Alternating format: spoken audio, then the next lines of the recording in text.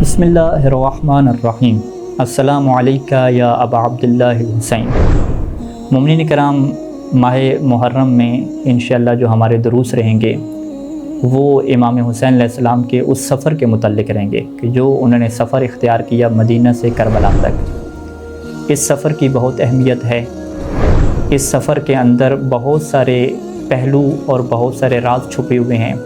یہ سفر جو تقریباً 5 مہینے کے اوپر مشتمل ہے، اس سفر کے دوران تحریک کربلا کے مقاصد موجود ہیں۔ یہ قافلہ مدینہ سے کیسے نکلا، کیوں نکلا، کب نکلا، رستے میں کس سے ملاقات رہی، ملاقات کے دوران کیا پیغام دیا گیا، کون سی نصیحت کی گئی، لوگوں کے لیے ہدایت کے چراغ کو کیسے روشن کیا گیا، امت محمدی کی اصلاح کی طرف کیسے سفر کا آغاز ہوا، امر بالمعروف اور برائی سے کیسے روکا گیا، اللہ کے رسول کی سیرت کو امیر المؤمنین علیہ السلام کی سیرت کے اوپر کیسے عمل کیا گیا۔ یہ ساری چیزیں تبھی واضح ہوں گی کہ جب اس 5 مہینے کے سفر کے اوپر ہم دقیق طریقے سے گفتگو کریں اور اس بات کو سمجھیں، سوچیں، دقت کریں کہ امام کا جو ہر فعل ہے، ہر قول ہے، ہر امام کی خاموشی، ہر امام کا بولنا، امام کا اٹھنا، امام کا بیٹھنا، امام کا چلنا، امام کا سفر کے لیے کسی وقت کو اختیار کرنا، کسی وقت کو اختیار نہ کرنا، کسی علاقے میں رک جانا، کسی علاقے میں فقط نماز کے لیے رکنا، کسی علاقے میں رات گزارنا، کسی علاقے میں لوگوں سے ملاقاتیں کرنا، ان کو نصیحت کرنا، سب چیزوں میں وہ کیا